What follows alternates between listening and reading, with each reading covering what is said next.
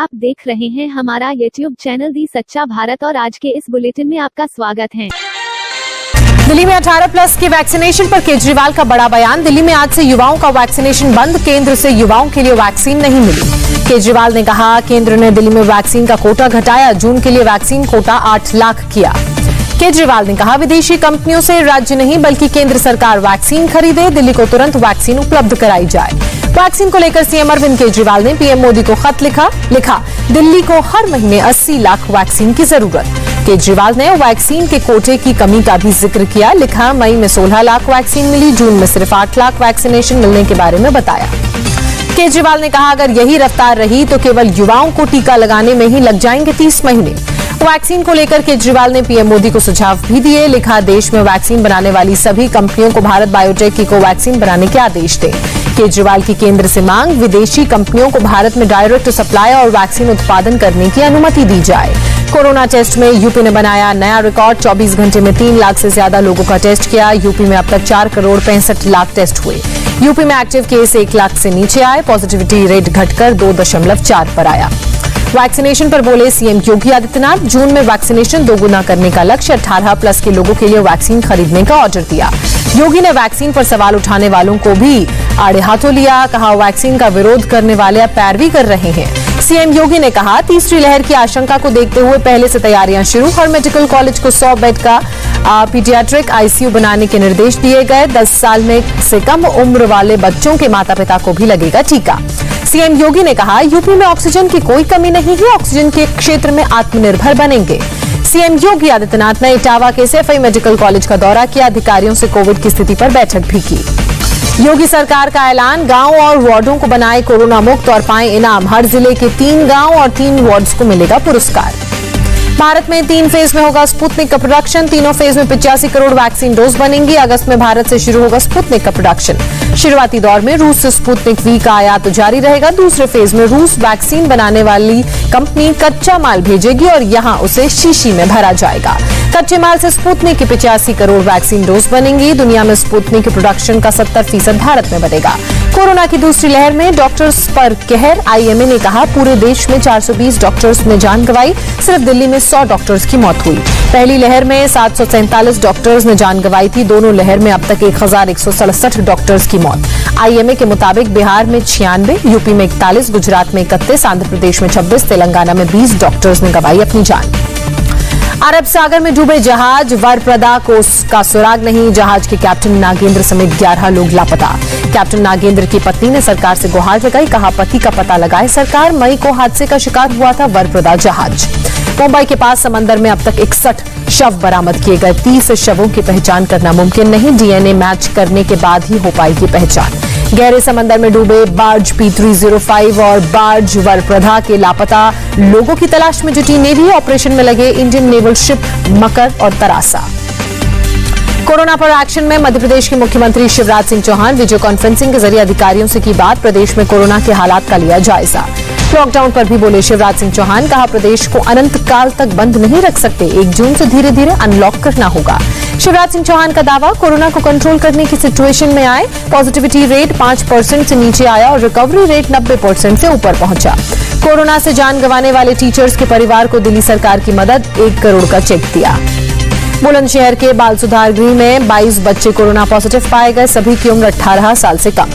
Corona report आने के बाद सभी बच्चे कोविड अस्पताल में शिफ्ट किए गए। 75 बाल बंदियों का हुआ था कोरोना टेस्ट। बिहार में बारिश के बाद दरभंगा मेडिकल कॉलेज में पानी भरा। कीचड़ और गंदगी से हालात बदतर हुए। आने जाने में हो रही काफी दिक्कत। भारत सरकार के खाते में एक और उपलब्धि। 95% भारत के टेस्टिंग लैब क्वालिटी स्कोर से पास।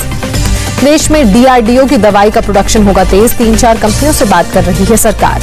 डीआरडीओ ने तैयार किया कोविड-19 एंटीबॉडी डिटेक्शन किट।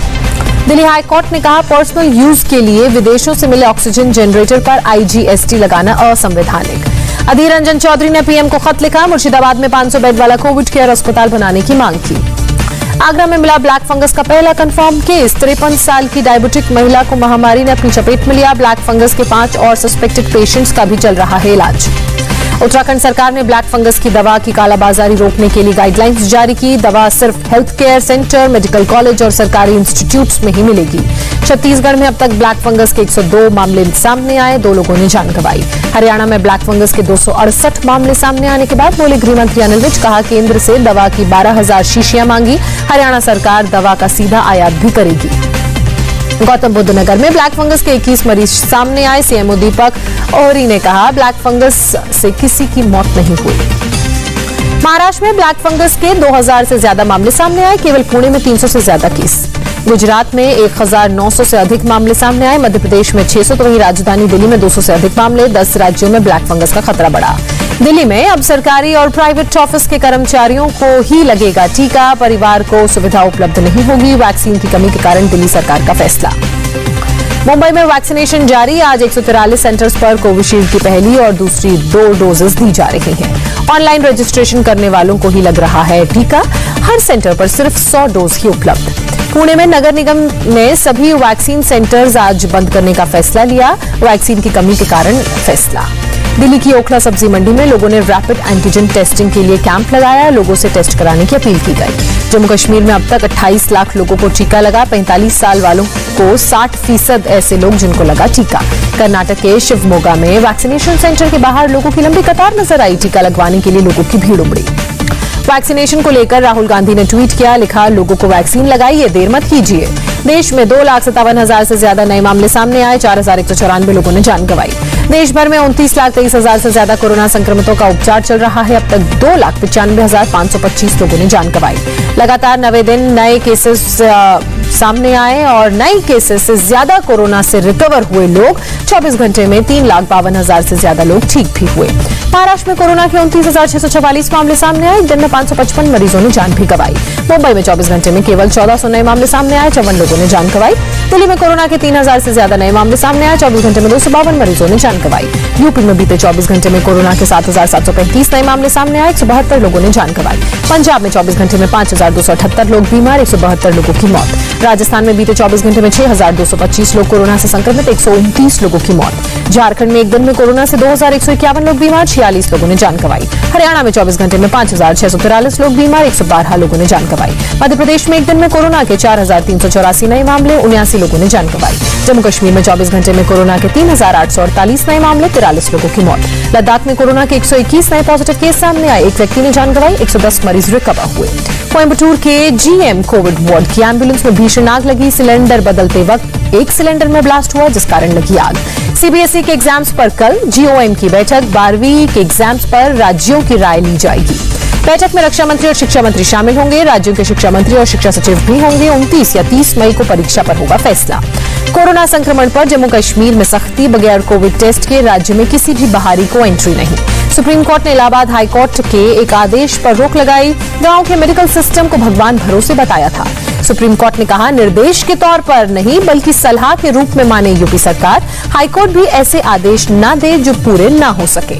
गृह मंत्रालय ने पश्चिम बंगाल में लोकसभा सांसद शिशिर कुमार अधिकारी और दुबेंदु अधिकारी को दी Y+ सिक्योरिटी, सीआरपीएफ करेगी दोनों सांसदों की सुरक्षा। कांग्रेस ने केरल में वीडी सतीशनन को बनाया विपक्ष का नेता, 56 साल के सतीशनन लगातार 5वीं बार चुने गए विधायक। आपत्तिजनक ट्वीट के आरोप में शर्जील उस्मानी के खिलाफ मामला दर्ज हुआ, दिल्ली के लक्ष्मीनगर थाने में हुआ केस, बीजेपी नेता की शिकायत पर मामला दर्ज। सुप्रीम कोर्ट ने वाईएसआर कांग्रेस पार्टी के बागी सांसद रामकृष्ण राजू को जमानत दी, आंध्र प्रदेश पुलिस ने राजू को राजद्रोह के मामले में गिरफ्तार किया था।